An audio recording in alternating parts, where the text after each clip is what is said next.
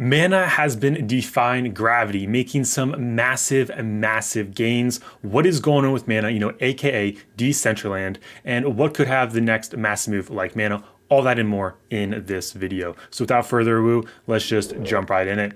Heading over to the price of Mana, currently at $2.83, up around 24% in the last 24 hours at the time of this recording, with a $5.1 billion market cap. It's getting to be a big boy right there.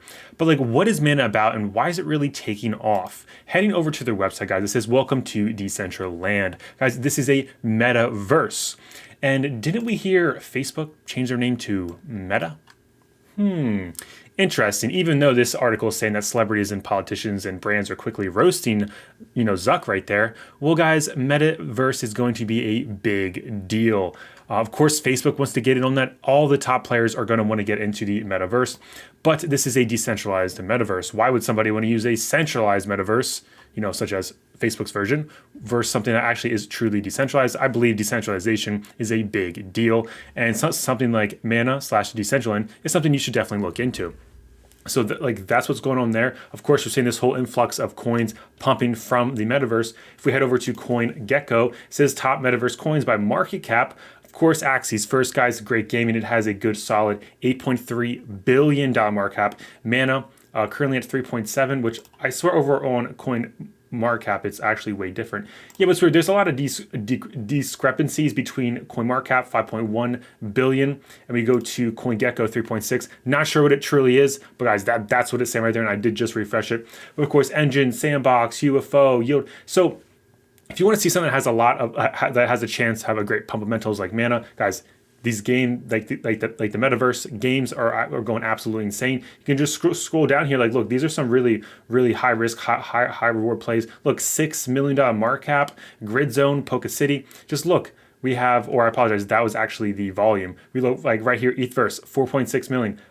Mavaval, however you say that, correct me down below, 6.7, guys. These are some very low caps right here. I mean, now we're going to OVR, guys. They have that thing with the Doge Pound where you can go around, it's like Pokemon Go style. So that, I mean, they actually have a working product, pretty good. I would probably look into that. Just check this list out, do some research, see what's going on. There's always new gaming ideas coming out, new metaverse ideas coming out. Always hit those up as well. There's a lot of potential in this space. And right now, Mana is the one that's taking the thunder right now. It's going absolutely insane. So heading over to the price action of Mana, I mean, just look at this. Like, it's kind of just been like playing around, like whatever, had a nice top here at around $1.50-ish back in May, and then now just blasted right through. I mean, like literally just defied all TA, just defied everything. That's because the stuff in the gaming industry, the stuff in the metaverse, it's just defying all gravities, guys. TA does not matter. Eventually, they're all going to take off. Of course, the ones that are actually successful in being used will do better. Pulling up Barry Silbert, I saw he mentioned that, you may want to invest in, the Grayscale version of Mana, because like, why invest in, Meta, which is Facebook? So like Barry Silbert said, the Decentraland DAO holds over 200 million Mana, worth greater than 600 million at the current prices, which will be used to improve the metaverse, the Decentraland. The higher the Mana price, the more resources are available to upgrade the metaverse. All decentralized. Cool, right? Question mark. And then, of course, head over here to docs.decentraland.org. Pretty interesting, guys. Of course, Barry Silbert's, and with Grayscale. So, of course, they also have a Grayscale Mana Trust, if I'm not mistaken. And he was just mentioning that, hey, maybe you want to consider, instead of investing in, Facebook's Meta, why don't you just like invest in a decentralized Meta? Like why not get into that, guys? We know Bitcoin's decentralized. It's why, I mean, it's the chosen one. It's going to be here. But of course, there's going to be better gains in other altcoins, and and Bitcoin's in its lane. Mana is in a completely different lane. So they have two different use cases. So just keep that in mind when you're comparing like Mana versus Bitcoin. Like they're not the same thing. Like they have their own lane. So like they all have what's good and what's bad. Just keep in mind though, look for things that are decentralized, truly decentralized, and look at what people are using them.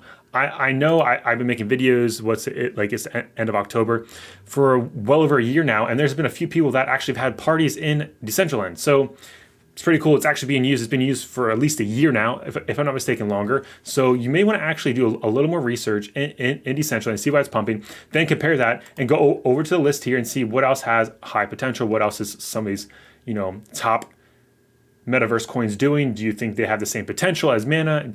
And go from there. But even with Decentraland having, it's either 3 billion or 5 billion, CoinGecko and CoinMarketCap are not the same. So whichever it is, I mean, Axie has 8 billion, so it still has room to grow. Of course, though, your risk reward's not there. And I would consider taking some money off the table when we see things have a massive pump like this. Just like I said with SHIB, maybe take out your initial investment, maybe take out your initial investment plus 10% or 20%, something like that. Of course, I'm not saying sell your whole bag, but like just take some money off the table. Because when things go up like this, sometimes there's at least a little pullback where you could end up buying a little lower, or sometimes they fall down really, really low.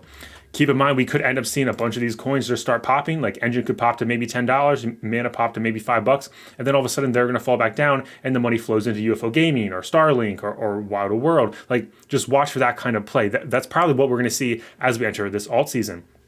And I do want to bring up this thing by Tiki Tour. It says, on my way with European institutions about their plans to start buying crypto assets. Guys, Tweaky is a big player in the space with, good old institutions. And of course, he's been around for a while. He has his 5 coins to 5 million calls right there.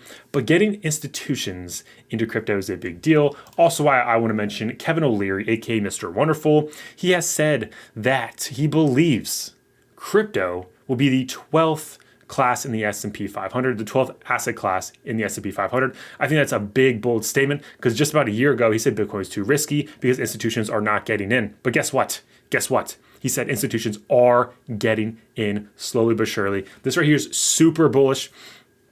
I know he's had an interview with Pomp, and then I saw a homie in the Discord said he had an interview with I forget the guy, but he's not from the States. I forget his name off the top of my head. But anyways, it's in the Discord, and basically just saying it's a 12 asset class. I mean, over in Dubai, they're about to dump 1 to 3% of their portfolio in there, and they're not the kind of guys that are going to dump after it pumps 300%.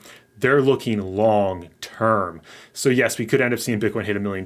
Would not surprise me. I've said for a while on this channel, I believe we'll see a $1 million Bitcoin by the end of the decade. Just my humble opinion, not financial advice. But we are ending the month, and I want to wrap it up here, guys.